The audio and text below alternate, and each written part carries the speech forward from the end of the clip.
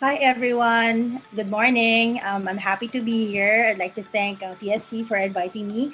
It's a good platform to share about our advocacy about health, fitness, and wellness. So today I'm going to talk about why it's important, how it's important, how we can do it in terms of working out. No? Next slide, please. So I'm a single mom. I have an 8-year-old, and we know, and I'm also working. And as we know, our lives are synonymous to the word stress. We have so much, as there are so many sources of stress. All our responsibilities at home, in school, we're taking care of our families and our children. It's a really a big part of our lives. I think women in general have are more prone to stress related problems because of the amount of stressors that we have. Next slide, please. More than ever, especially now during the time of the pandemic, well, there's a rise in anxiety just because of the safety considerations, the added workload of having everybody in the house, no, and there's a bigger risk in terms of physical and mental health, especially for women. And more than ever, it's important for working women to engage in self care, to conserve our physical and mental resources. When I talk about self care, it's about intentionally paying attention to what you need in order for you to replenish your resources psychologically and physically. And the most important part of that is not feeling guilty about it. I think that's one problem or one challenge for us women. Sometimes it's hard to do something for ourselves because there are so many other things that we need to do for our family and for our loved ones. But more than ever, we need it now. Next slide, please. Now, when it comes to this, there's a dearth of evidence in terms of physical activity and exercise as a good avenue to address our physiological and psychological needs. Next slide, please. Right, so here, as you can see, physiologically, psychologically, physical activity and exercise is very beneficial for all of us.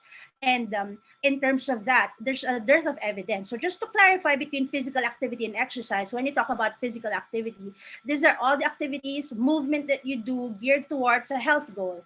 Meanwhile, exercise is under physical activity, but these are structured movements which have a certain intensity, we have a certain schedule, no? But all of this contribute to health and wellness, no? Because these have health benefits. Next slide, please.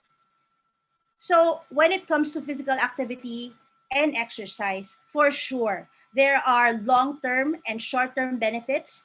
And in terms of disease management, physical activity and exercise have been very much proven to have a benefit for all of us, men, women, and children alike. Okay, so I'm posting it here, and you can all check out our page later because we have the SIPA and COVID that we talked about, have curated all this information for everybody to appreciate. Next slide, please. All right. Even with a dearth of research, no, we know that physical activity and exercise is good for us. But in reality, as a woman, as a working woman, it's really hard to balance everything.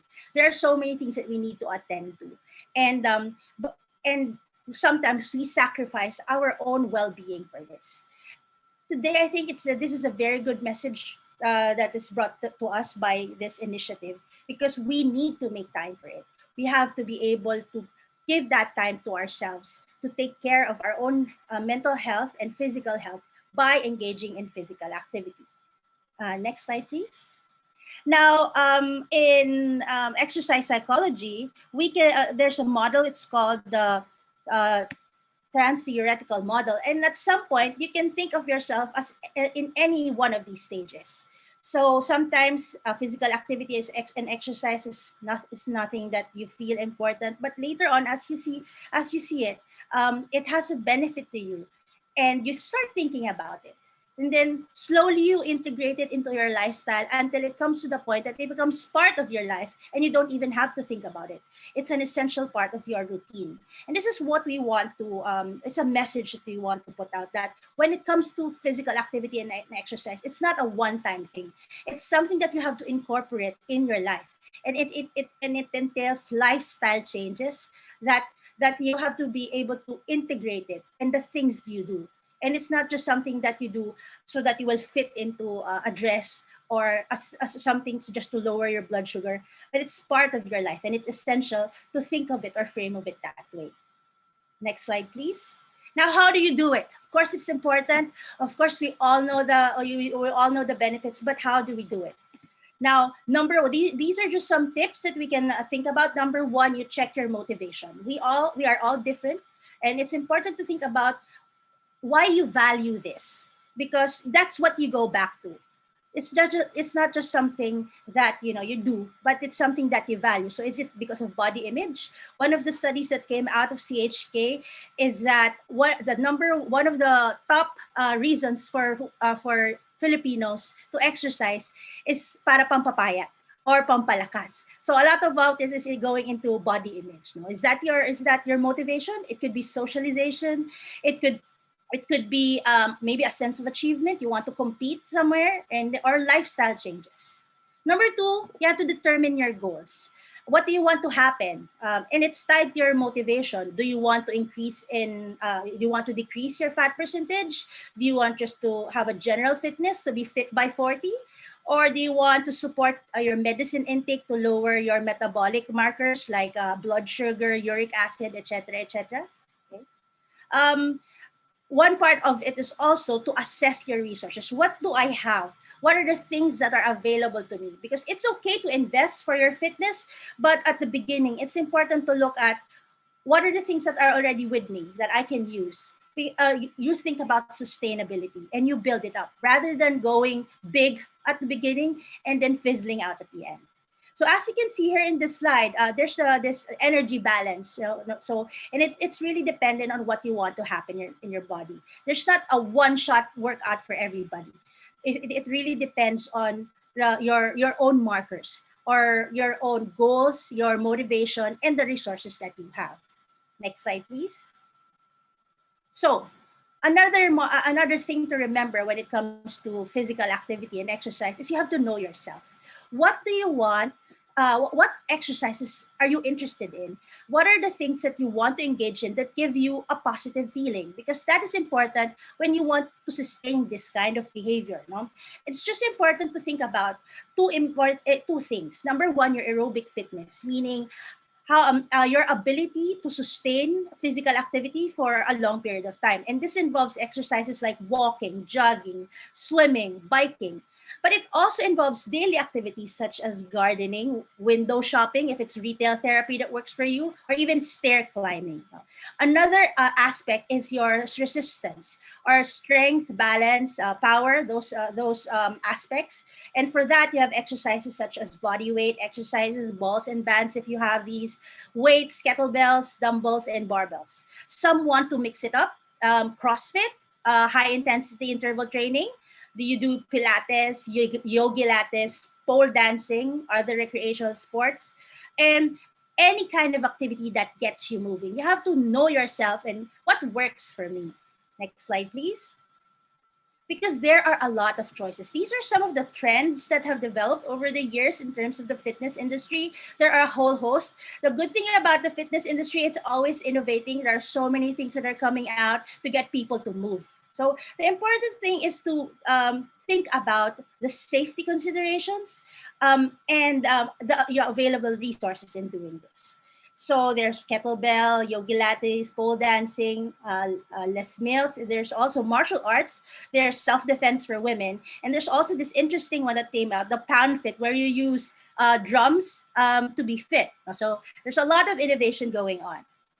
But if you don't have the resources for this, it's also good to remember that Just by moving, you're already contributing to your overall health and fitness.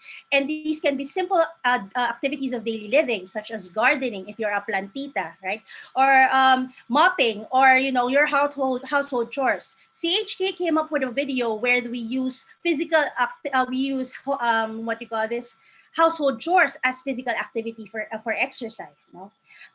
There's also something that came out. It's called the short incidental physical activity. Already has a benefit to you. Just it's the idea is that you break an hour of sitting. Instead of sitting and just doing your work on the computer, every hour you stand up, you walk around, you do air squats or different kinds of activities, just to make sure that you move your body and you don't sit for a prolonged period of time. Next slide, please. Now, how much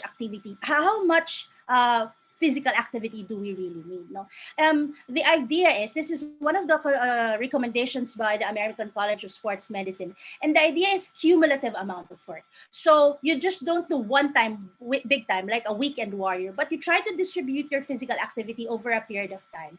For aerobic activities, you would want to accumulate 150 to 300 minutes in a whole week of physical activity. So that's like 20 minutes in 7 days or around 30 minutes in 5 days. It's up to you what works for you. In terms of strength, you would want, next slide, please. In terms of strength, you would want to make sure you have 2 days in a week that you are doing activities that load your bone. You can do body weight exercises, you can do kettlebells, you can do balls and bands, something that loads your bone at least 2 days in a week. Okay. Next slide, please. Okay. So and just to make sure that you maintain this behavior, that you continue in your physical activity and exercise, these are just some things to remember. Number one, first, if you do not succeed immediately, keep trying. Meaning, if for example, you weren't able to do this in 5 days and you just were able to do it 2 times in a week, that's okay. Try again next week. Maybe next week you'll be able to do it in 3 days until you work up to a routine that you always have activity every day. And then you can also think about enlisting the help of a workout buddy. Right now, it's hard to work out together because of our restrictions, but you can set a time, make a pact that at this time of the day, you'll be working out, or every day you'll have 20 minutes of working out, either by Zoom or just making sure that you check up on each other, that you're doing something, right? Another thing is that you reward yourself. What we want to sustain physical activity is to keep up the positive emotions that come with it.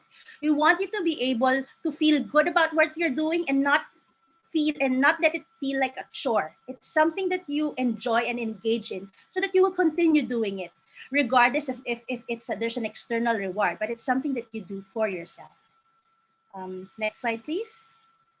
Okay, and there are a lot of resources online. These are some of examples that I have. No, you can find this on YouTube, and there are also fitness professionals who offer their services online. If you have specific health goals, it would also be good to consult or get an exercise program, because these are always usually specific. Okay, if you have a set goal, you would want a specific set of exercise to reach that goal. But generally, there are resources online on YouTube. Just make sure that they are safe and they are from accredited fitness professionals who consider safety in making these programs. Okay? Next slide, please. Next slide, please. So if you don't have financial resources, you don't know where to look, these are two websites where you can see a curated list of physical activities that you can follow. The Sipain COVID, the initiative by UPCHK, is our public service in order to encourage people to continue engaging in physical activity. We have different sources. We have videos, we have websites, we have studies that you can find on this. You can just look for it in Facebook, Sipain COVID, and you can already choose from that set. And I'm also a part of a global community. It's a global community Health Foundation. And as you can see here, you can type in brainbreaks.com. And if you just have to make your account, and you will already be able to access a whole host of activities, not only for yourself as a woman, but also for your family, for your kids, and even for your partner. Okay? Next slide, please. And I think that's it. But generally, in terms of physical activity and exercise, your lifestyle. And in order for that to happen, you have to have good feelings about it, because you don't want it to be a dragging thing, right? I think the hardest part is starting. And once you're able to start it and you get the endorphins and the good feelings and health benefits of physical activity, then for sure you will engage in it and make it part of your lifestyle. I think that's it. Thank you for having me.